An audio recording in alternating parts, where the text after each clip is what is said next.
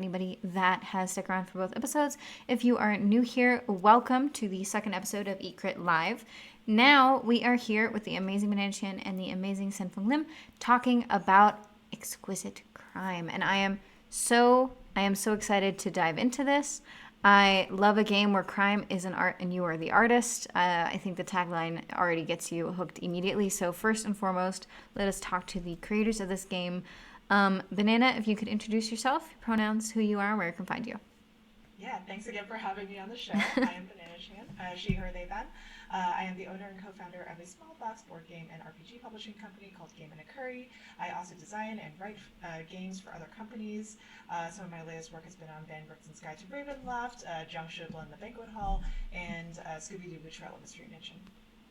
Yay, I am here for it. So, Sen, same for you, your pronouns, what you do, and where we can find Sure. you. My name is Foong Lim. I use he, him pronouns. I'm up in Canada, in London, Ontario, which is just like about 2 hours south of Toronto. And you can find me on Twitter at SenFongLim, SenFoonglim. I do a lot of design in the board game space specifically, and then a little bit in the RPG space, mostly with Bananachan. I also forgot my Twitter handle, which is Bananachan Games, so there. Yes, everybody, please do give them a follow. Everything that you guys work on is gold, and I was very excited to see that you guys were working on another game together. So, with that in mind, what was the inception of an exquisite crime? How did that come about? So I think the first idea that we wanted to tackle was the idea of the exquisite corpse. So basically, what the exquisite corpse is this game that surrealist artists have basically developed ages and ages ago, like in the 1930s, where there are you have three panels on a piece of paper, and you fold those panels into thirds, and then one person draws one panel, the second person draws the second panel, and the third person draws the third panel, and these panels are hidden. So, the other person isn't going to be able to see it until it all gets revealed. So at the very end, you reveal all three panels and you create a thing together. Um, so we wanted to make something out of that specific mechanic, and we thought that collaborative drawing was like the coolest thing. That sounds super cool. I actually didn't know that that's what that game was called. I grew up playing that in Germany because it's very popular for kids to play. No idea that that's what it was called in English. Yeah, it's a thing that was developed during the surrealist movement of art, and so it was this thing that we all have probably done, like you said, Brandy. We've all probably done this, but now we can do it as a game. So a little I more of a world around it, right? I love that. So what did it look like going from you have this mechanic and the initial idea to what an exquisite crime is now, a surreal storytelling experience? So it was really initially the mechanic, and we thought, okay, we need to make something around this. And as we were drawing, we decided to give prompts on each panel. So as you were drawing the head, you might get a prompt that says, what does this person do? And then the next prompt on the body might be, tell us where this person lives. And the last prompt on the feet might be something like, who in the community dislikes this person, or whatever. I don't know. It depends. It all depends on what the story is. But these prompts helped us to not only draw the person, but helped us to put them in like a place and a time inside this surreal world that you are co-generating with the rest of the people playing. And that really sort of perpetuated the idea of, now we can tell stories about these people because they're rooted in a place and time. They're not just this weird picture that you drew.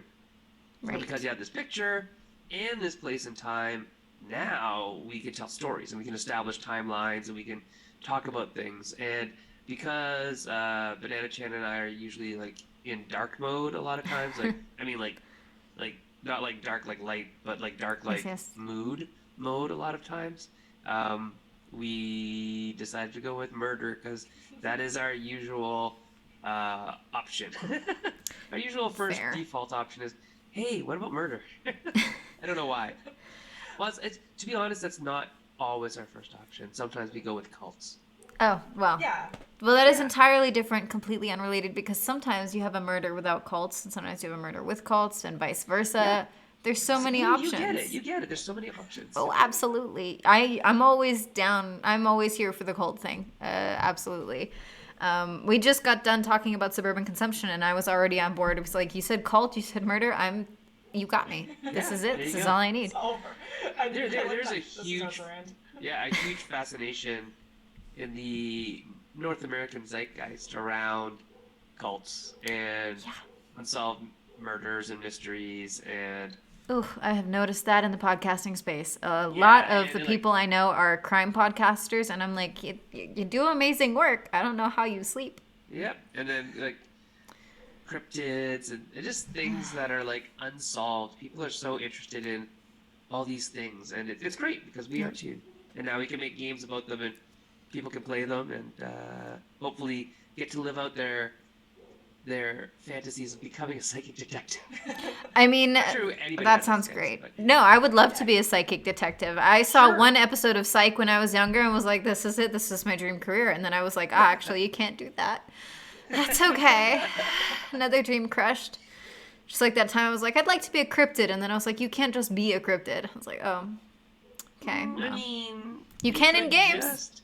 or you could just like hang out in the wild and do strange things. And You know, I there'd keep be telling the my legend friends of that. Brandy Rose. Yeah, as long as people talk about you and you're hard to find, I feel like You are a cryptid. Yeah. Wow, so at least 6 months out of the year I am a cryptid. For sure. No, I have always told my friends my backup plan is to fuck off to the woods, sit under a bridge, and shout obscenities at passing youth and You would random literally people. be a cryptid. Perfect. You'd be Brandy under the bridge. That's Yes. what they know you as for decades and eons past that. The trick is to stay alive also for decades and eons past that under that Sure, I bridge. mean- I think I could do it. Yeah. I could do it. Oh, yeah. My sister has referred to me as a hag multiple times, so I think I'm really very close. It's just the normal thing of having a younger sister is you say, no, you can't take my dress, and they go, you're a hag, and it's like, okay, well, fair, fine enough. So for this game, I love the vibe of the game. I think that is super, super fun. I think the game design looks beautiful. So what went into, just like, before we go into the stretch games, what went into the design and the aesthetic of the game? Because it really is beautiful.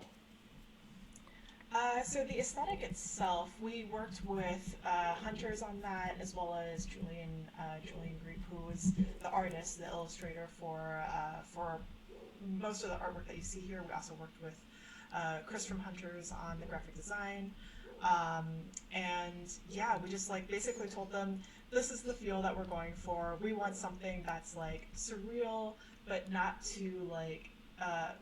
Something that's like silly but not too silly, because we are dealing with murders and trying to solve crimes and psychics and all of that, and basically from that tone, from that like this initial mood board that we had made, they came up with like all this awesome stuff. I think one of the media touchstones for us was also like Matt Berry and how ridiculous he sounds, like when he's like over the top and like trying to act act silly, All like serious. that kind of. Yeah, exactly. It's like serious, but like definitely Silly. very silly. Yeah, Yeah.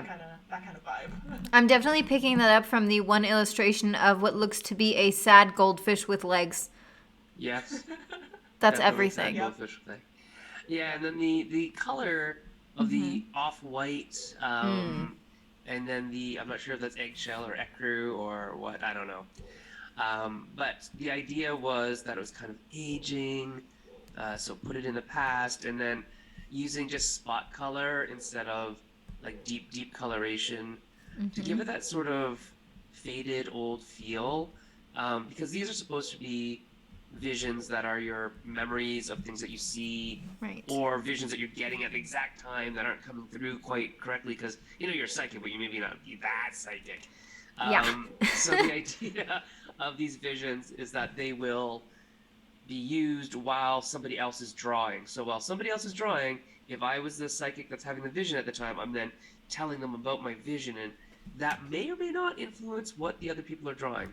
And it's actually amazing that some people try not to be influenced, but it's like subliminal, right? So Right. if I'm talking about, cabbages, I see this cabbage floating in space, and all of a sudden Banana's trying to draw, and she's like, I didn't need to draw a cabbage, but oh, there's a cabbage in this picture now.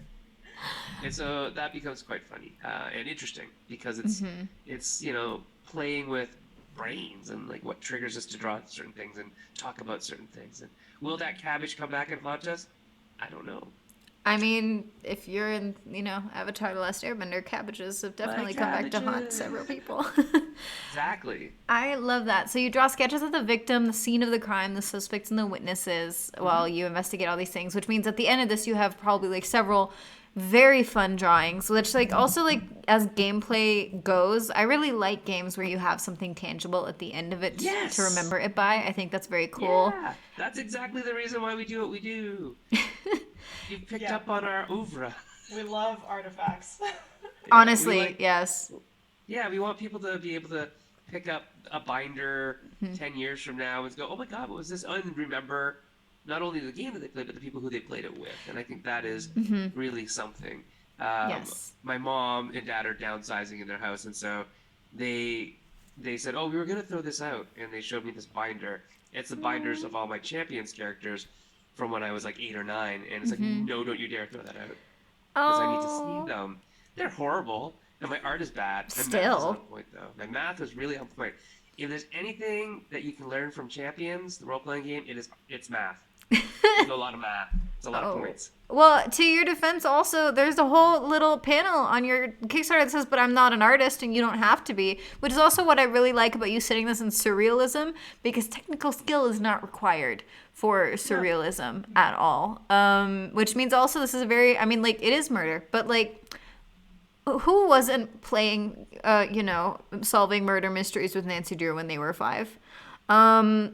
Maybe that was like a little young, but I was doing it and I was having a great time, and I did that with my friends, and I still remember the adventures that we came up with way back when. So, if you're younger, you don't have the technical skill yet. If you're my age and you've got some pretty nice looking stick figures down, this game is very accessible. I love that I saw that it has an online version as well, or will have an online version as well. How did you guys who was that something that like Hunters was working on more, like the programming side for that, or how involved were you guys with the like taking it from physical to digital? Because that's something that like on a game I'm developing right now, oh my god, like it's a process to take my physical design and make it codable, programmable, and then playable. Yeah, so the cool thing is that we're working with Hunters, who's also working with Roll20 on this. So Roll20 already has those features, that the scribble tool built into their platform. So we're not doing the programming, but I'm hoping that it's a little easier for them to sort of figure out, because they already have that scribble tool. Oh, that's perfect. I'm also looking at the packages of what people can get, and the Murder in a Box Deluxe Edition looks so pretty. Does that really come with a tiny little magnifying glass? It does. Oh, that's perfect. That would have sold me on this game. Good. It's important. It's very important. I love the cards. I love the, how do you say this? Zener cards? We think it's Zener. Zener. Okay. Zener. Yeah. I love that we think and we don't know. That's okay. I'm assuming I've been calling them Zener cards. We'll see. Hopefully no one calls me out on it. It's fine. It's fine. Nobody has to know.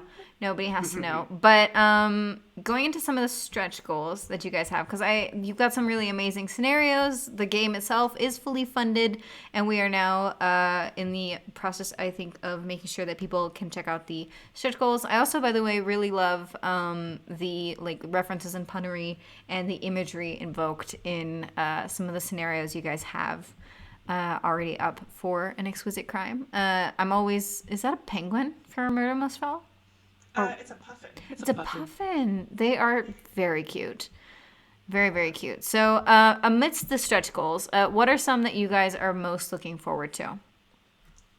I'm personally most excited for the guest creators. So we're trying to, if we hit our stretch goals, we are going to have Norden Ellie and Mabel Harper working with us again. So we've worked with them before on John Shulpa and the Banquet Hall. And so we're hoping if we get to those stretch goals, we can have them on board again. We can start working with them and see what they can create. Because I think this is a cool thing for them to be a part of. It looks amazing. Sin, what are you most looking forward to from the stretch goals? If you can dream as big as you want. Yeah, I mean, so other than having writers on, which is always wonderful, I'd love to see what other people do with the kind of framework that we've created. Mm-hmm. And some people make some really creative stuff, so it's great. I am like you. I am really interested to see the digital implementation of this. Bananachan and I were doing we did the drawings of the puffins and stuff like that. And even though it's kind of clunky, it actually kind of um, what's the word? It sort of like levels the playing field for those people who are really good artists and those people who are not really good artists. And I you sort think of they get look this gorgeous. clunky, sort of holistic, drawn in MS Paint look kind of thing that is still hilarious. I'm fascinated by digital play. It will hopefully never replace in-person paper-based play for me, Mm-hmm. especially for a game like this where I actually want to collect those Mm-hmm. artifacts that we make. I would love to like, hey, can I photocopy all of these and keep them in a binder type thing. Mm-hmm.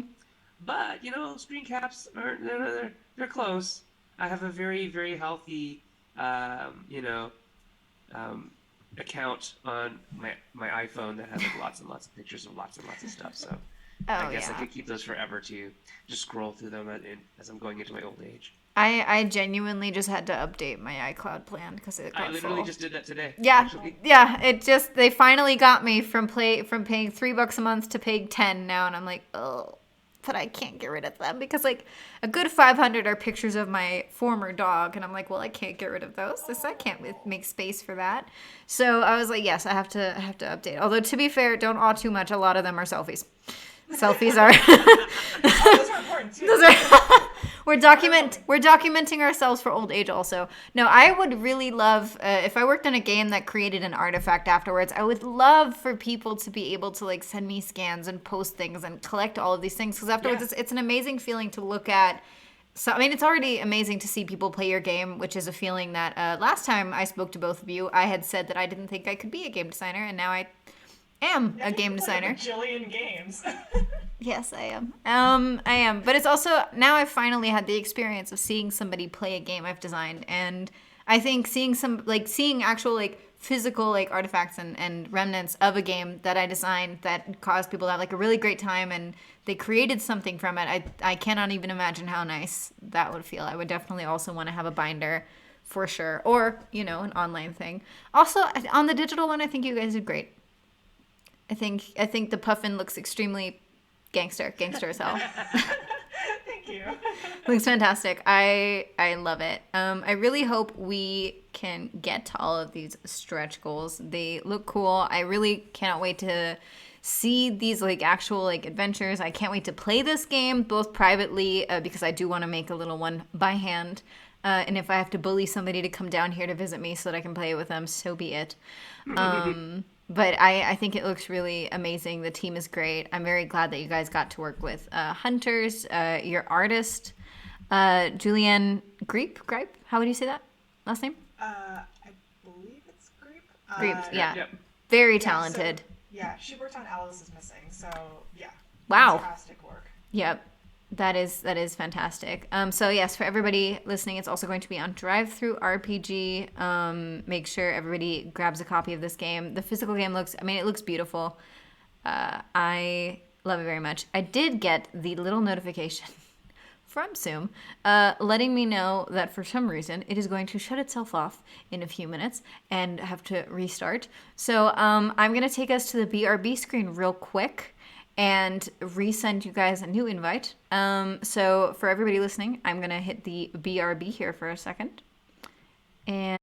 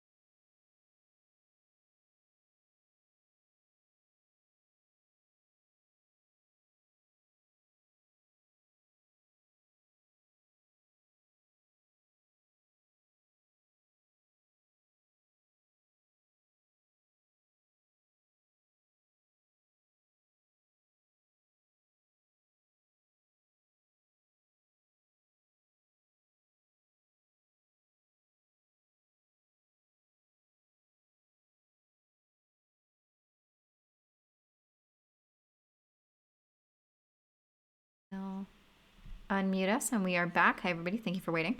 Thanks for holding out through the occasional technical difficulty that we seem to be having today on Cutest Patoot. But that's okay. As I was saying, I really love that one of the stretch goals includes additional cards, which I love. I love an add-on. I love an extension. Honestly, now that I've made my own games, I kind of almost liked making the extensions for some of my games more than you had even more fun doing those than I had making the original game.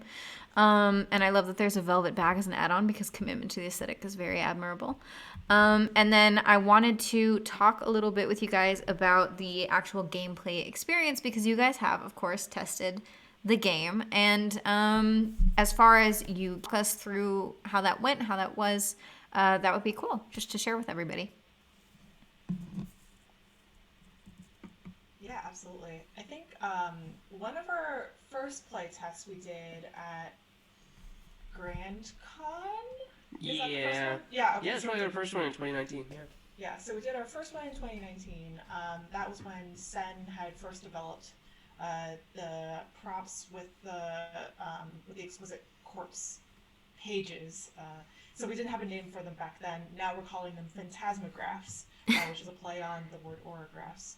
But basically, back then, it worked like off the fly, just like, when we play tested it with, who did we play test it with again? Oh, Julie and Robert. Yeah, and when we were playtesting it with them, it just like, we had a lot of fun. We were just like laughing the whole way through. Julie was just like taking pictures of everything. We just like wanted to keep artifacts of all of the stuff. Actually, I think she has the originals. Yeah, she kept the originals because she's like, I want to make a coffee table book out of these, and they will live on my coffee table forever. And so when we asked her to send us pictures, she's like, oh yeah, I know exactly where they are. They're right here. Because she keeps them somewhere near and dear to her all the time. She loved it so much. That is so sweet. And again, like perfectly plays into exactly what you guys want from the game is it created a memorable experience and it has a tangible representation of the fun time you guys had playing that game together. Mm-hmm. I mean, just from the few pictures that are on the Kickstarter of who made those? There's some sheet scans. Were those from that actual play that you guys did, or are they from They're from a else? different one? But yeah. So, yeah, those are from a different one that I played with two artists actually. So I played with Stephen Wu, who did the art for Georgia. Nice. So it was me, Stephen Wu, and give me 1 second. I just gotta remember who else was there. Sorry. No, you're fine. Because one of my friends, he like changes his name a lot, so I'm just like, what is it? Oh, so John McGuire. I always call him John Hambone because his middle name or his handle is Hambone, but it's John McGuire. Right. And Sally Cantorino. So Sally is also an artist, right? So Sally and Steven, they were both like showing off their art skills and doing the coolest things. So like the top, if you see on the left-hand side, the top drawing, that is definitely, I think that's by Sally. I think that was a Sally piece. And then the middle was probably like Steven. And then the last part is like either John or I. So you can tell that artists had a great time playing this. We definitely got like a lot of intricate art. It looks really cool playing with them. I would love to see like a table of just like 4 artists playing this game. I would love to play this game. I do not consider myself an artist anymore, much to my mother's disappointment. But I was raised by a classically trained artist, and I was forced through art school for a little bit, specifically for surrealism, because that's really where a lot of artists that have difficulty with other areas tend to gravitate towards. It's a really easy way to cop out and be like, no, the proportions are on purpose. Fully meant for that eye to be twice the size of the other eye. It's called forced perspective. Have you heard of it? Yeah, so I did great in surrealist art, so this game right up my alley. It's also the only art form that I was even remotely interested in historically. Nothing else quite catches the attention as surreal art for me, but I love that. I love how fun it looks. I can't wait to solve a crime for this. Also, I love the game time. Like 2 to 3 hours for 2 to 4 people. very easy to schedule. Sounds like a really nice, fun like game night thing to do with like a group of friends or with your family. It just seems like a Yeah, really nice activity. and because it's not a campaign type game, Yeah. it doesn't have a life past that, which is actually Mm-hmm. in the idea of it, like it's ephemeral, right? You're making ephemera, and it kind of spirals out of there. And the memories of the event are like just of that one event, which is actually kind of cool. So you're not having these sprawling, like, you Mm-hmm. know, 7 year arcs of memories about like you're my level 17 paladin and whatnot, Yeah. which is okay. I mean, those are cool memories too. Don't lose those memories. But these are sort of these fun one-shot events that maybe you don't play this every week, Mm-hmm. but maybe you bring it out when you have friends who've never experienced this before, and maybe you've never role played before. And you're saying, "Hey, I've got a game for you. This is a very approachable game." Mm-hmm. Even though some of the pictures that we showed were like, "Hey, that's like two artists and some people who aren't as artsy Mm-hmm. drawing those." But I think that's a good representation because you're always going to have some people around you that are pretty okay artists, or at least they look pretty okay. And then sometimes it's like, can be stick figures. Is that a duck? I don't know. It doesn't matter. It's surreal. It's a surreal Exactly. duck, It's right? exactly. Plus, I love the imagery of the gameplay that's like I pull up on the screen right now of this like cephalopod type monster creature with a tentacle wrapped around a pencil, drawing this likelihood based off of what seems to be a skeleton in a trench coat and a trilby speaking, like I guess relating the details of this like person or the victim or the witness. And I think as a collaborative storytelling thing, I mean, it's really a really great mechanic, and it is extremely, I think, approachable. I mean, that's a big thing about the games that I highlight here on Ecrit is that with pretty much every game here, I try to prove like you can get into this if you've never played any kind of role playing game before. If you've never played anything in this area before, you can get into this because it's easy. It's entry level. You can be an expert in art, or you can and never have role played. You can be totally new at both of those things. You can be an expert role player and draw stick figures, but like you can still play this game and have a great time with your friends and solve like a murder, which like Yeah, is what I'd like to do on a typical Friday night is, which makes you the hero. You can be the hero of this story. that Or is the antagonist, depending on how you want to play your character.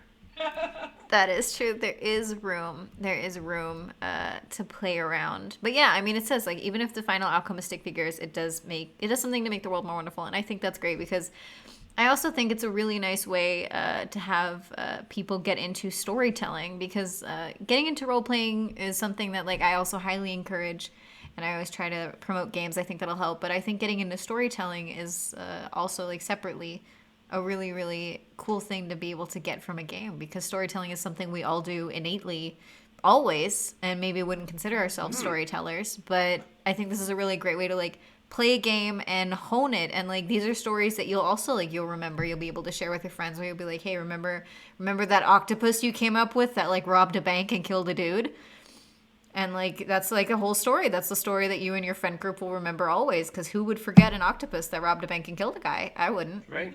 Yeah. And it's very Exactly. true. It's very true what you said about, everybody can role play, everybody can, tell a story, everybody can draw somewhat, right? So the idea that, oh, role playing is just for, theater geeks and, drawing is just for artists. We're here to tell you that no, everybody can participate in some way, shape, or form. And even if you can't, or even if you think you can't, or even if you have, you know, um, a physical disability where you can't pick up a pencil and draw, Mm-hmm. give us a shout. We'll figure out some way Mm-hmm. that you can participate. Right? There's lots and lots of ways to participate and create in a meaningful way and be part of the story.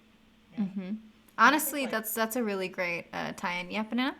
yeah, I was just gonna say like quickly, for folks who aren't drawing, like so in each round, as you're like going through these different drawings, you're passing this piece of paper around, but one person is always describing the vision cards to the other players. So how it looks is, I would be saying something if I were describing the visions, I'd be like, oh, I see, a octopus with several knives. Each tentacle is holding a knife. and just like basically describing it as if I were the psychic, like in character. So folks who aren't drawing, they can take on that role and just like interpret these visions as they come to them. Nice. I love the flexibility. I love that it is very accessible. I actually have a really horrible hand tremor that is intermittent, thank God, but comes and goes and sometimes stays for several hours, so I can't hold things. And I am still, because product development is a whole of noises, and it takes a long time, but I am currently working on adjustable counterweights for, well, originally makeup brushes, but now really anything skinny that you can stick in there. That is something that I'm still working on developing right now. So yeah, I mean, there's always something you can do to figure it out. And cool thing is, shaky as she may be, I can push my hand down and press a button. So the digital version of this also helps, I think, to make things a little bit more accessible. But yes, that is something I really look forward to seeing more of once this game is out. I mean, out fully. I will definitely be grabbing a copy. I highly recommend everybody watching this either live or on the VOD or on YouTube to please go and back this Kickstarter while you can. There's still some really amazing stretch goals and some really amazing people listed on there that I think would be really great if they got to share the stories that they've created or that they create for an exquisite crime. I think it'd be great if everybody could share all of their exquisite crimes. And yeah, I would love that. I would love to hear everything that people do. See it too. Be great. Yes. That'd be so cool. I can't wait. I can't wait to see the art that people come up with for this. So thank you guys so much for being on the show, for being here to talk with me about an exquisite crime. I can't wait to play it. I will spam you with photos once I do get to finally play it. Some Scantrons, I'll figure out a way. I'll fax it to you if I have to, but for your little binder. You could just send it to us psychically, because, I mean, That's know true. that Banana and I are actual psychic. That's true. That's true. Sometimes I think really, really hard and I go, oh yeah, Banana got that. Oh yeah, totally. Absolutely. Absolutely. I don't even have to text you. We got it. I'll put that lasagna in the oven now. Thank you. Thank you. Yes.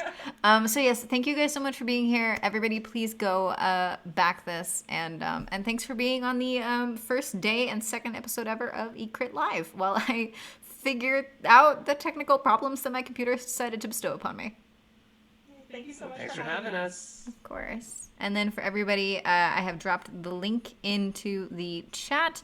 It will also be in the description of the video. So please make sure you go and check out this game. It is going to be a lot of fun to play, and I can't wait to see you guys playing it. And we are off.